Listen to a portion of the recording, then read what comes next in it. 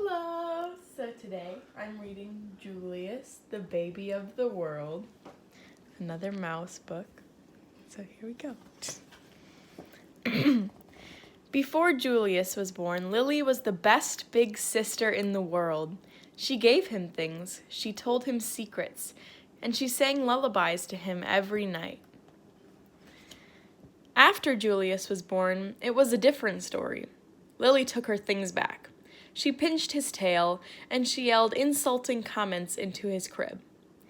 "I am the queen," said Lily, "and I hate Julius." But her parents loved him. They kissed his wet pink nose. They admired his small black eyes, and they stroked his sweet white fur. Lily thought his wet pink nose was slimy. She thought his small black eyes were beady, and she thought his sweet white fur was not so sweet, especially when he needed his diaper changed. "Julius is the baby of the world," chimed Lily's parents. "Disgusting," said Lily. Lily had to share her room with Julius. "After Julius goes away, do I get my room back?" she asked. "Julius isn't going anywhere," said Lily's mother. And he didn't. He stayed and stayed and stayed. Lily was supposed to be very quiet while Julius slept. "After Julius goes away, can I talk like a normal person again?" she shouted. "Julius isn't going anywhere," said Lily's father. And he didn't. He stayed and stayed and stayed. "We want Julius to grow up to be as extraordinary as you," said Lily's mother. "So we must tell him constantly how beautiful he is and how much we love him." When no one was looking, Lily had her own idea. "We want Julius to grow up to be as clever as you," said Lily's father.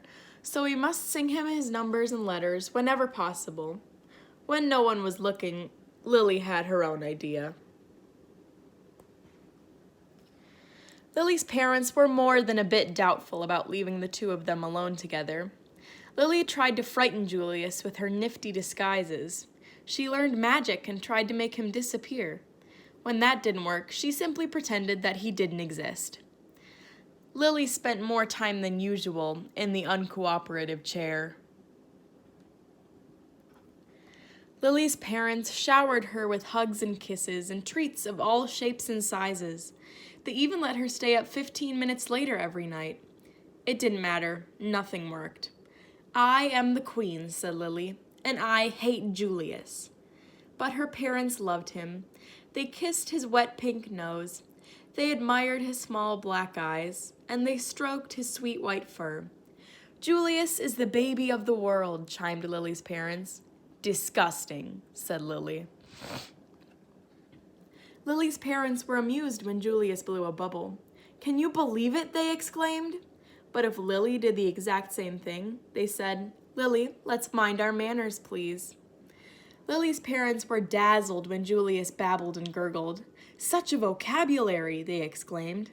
But if Lily did the exact same thing, they said, "Lily, let's act our age, please." Lily's parents were amazed when Julius screamed. "What lung capacity!" they exclaimed. But if Lily did the exact same thing, they said, "Lily, let's restrain ourselves, please."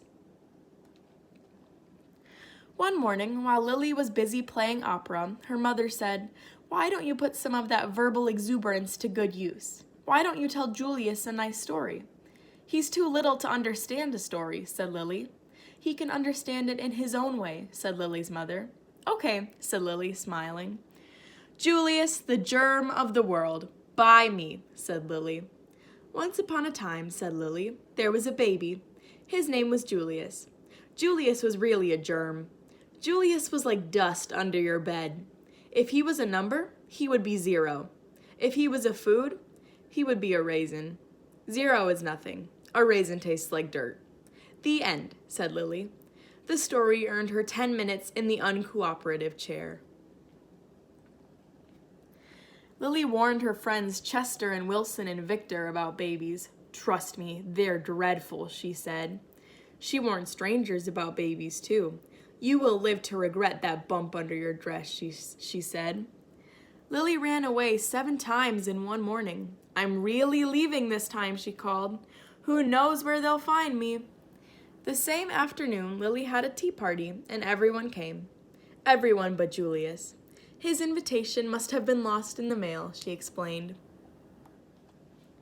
Lily had glorious dreams about Julius. And ghastly nightmares, too. Lily's parents showered her with compliments and praise and niceties of all shapes and sizes. They even let her drink her juice out of the antique china cup. It didn't matter. Nothing worked. "I am the queen," said Lily, "and I hate Julius." But her parents loved him. They kissed his wet pink nose. They admired his small black eyes, and they stroked his sweet white fur. "Julius is the baby of the world," chimed Lily's parents.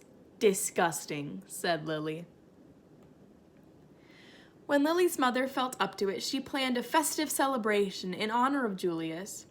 All the relatives came. There was quite a spread. "What's the big deal?" said Lily. "Haven't they all seen a silly lump before?" Apparently not. All afternoon, the relatives hovered over Julius. They kissed his wet pink nose. They admired his small black eyes, and they stroked his sweet white fur. "Disgusting," said Cousin Garland. "What?" said Lily. "Julius," said Cousin Garland. "I think his wet pink nose is slimy. I think his small black eyes are beady. And I think his sweet white fur is not so sweet. He needs his diaper changed." Lily's nose twitched. Her eyes narrowed. Her fur stood on end and her tail quivered. "You're talking about my brother," said Lily.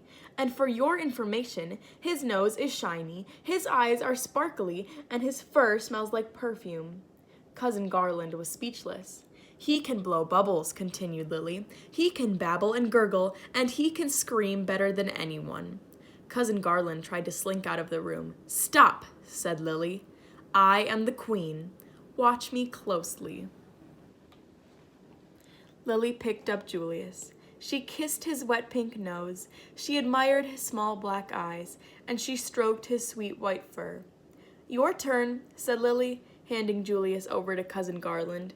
"Kiss, admire, stroke," Lily commanded. "Now repeat after me," said Lily. "Julius is the baby of the world." "Julius is the baby of the world," said Cousin Garland. "Louder," said Lily.